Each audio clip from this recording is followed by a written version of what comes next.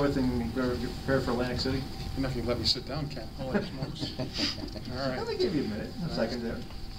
All right, say it again. Glad to get the series over too and start looking ahead to Atlantic City. Yeah, it was nice. You know, I was kind of thinking about it today. The fact that we wanted to just to tell those seniors that they're the first team to get to, you know, basically our League 4. You know, in back-to-back seasons, and that's something that they should be really proud of, because I know, you know, it's been some ups and downs, but I tell you what, because it seems like every article comes out that, you know, it always starts out with unions having an up and down season. Well, I'll tell you what, you're still at 19 wins, and to me, that's a heck of a season. You get the early 1-0 lead, and then really seize control early in the second period. I mean, how important was that to take that lead from 1 to 3 goals quickly and chase the goaltender? Just when we keep it simple and moved our feet, and more importantly, moving our feet without the puck. And against a good team like that, you have to do that, because you know they're defensively sound. That's an excellent hockey team over there. But I thought the guys were paying attention to the system, and you know, some players made some big time plays, and it's fun to watch when those guys are going. Kevin Sullivan, another outstanding game. It seems like he really has a strong second half, 2 goals and assist tonight. Gets the first goal, gets the last goal. So, you know, what was his importance been over the last few weeks for this team? Just believing in him. Coaching staff has stuck with him.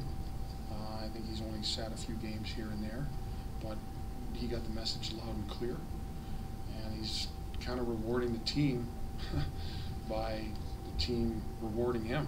You know, when he was going through his tough times. So now he's come back, and that's a guy that was recruited. You know, my hat's off to Ben Barr in that recruiting process. He did a tremendous job with you know, Kevin Sullivan. I know it's a team effort in recruiting, but Ben was, you know, the guy behind him, and you know, he did a super job. Shane Gossesbear makes a great shot. Of course, sometimes you have that he gets a little too cute with the puck either in the third period. But just talk about the shot, and maybe does he realize the mistake he made there in the third period?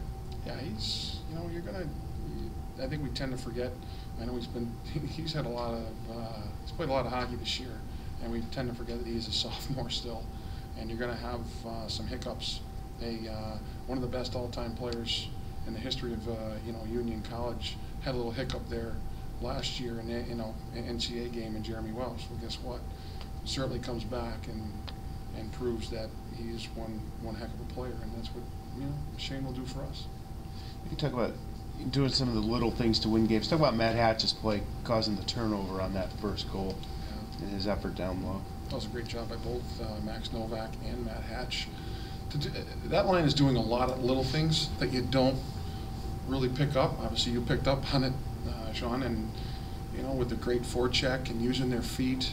Again, I keep using that word, using our feet to create, you know, scoring chances, and that was a huge goal for us to get us going. And you know, last night we hit the post in that similar situation. Now it wasn't Kevin Sullivan, but you know, we hit the post, and tonight it found the back of the net. So I thought that was a turning point for us. Dartmouth seemed to gain the momentum in the second half of the first and second periods. How did you manage to, you know, overcome that and not let them really seize control of the game? Just by trying to stay composed and having players that in that locker room and on the ice that have been in this situation before. I think that really helps us an awful lot, having some older veterans that have been through these battles. And so when you come time to these to this war series, that, you know what, they've been there, and that's what, you know, the staff tells them. You've been there. It's your team, and they're the ones that are playing, and they're the ones that are going to fight through it. And I thought they did a good job of that. Does it matter at this point? Obviously, you won't know who you play until tomorrow night. Does it matter who you want to face in the semis?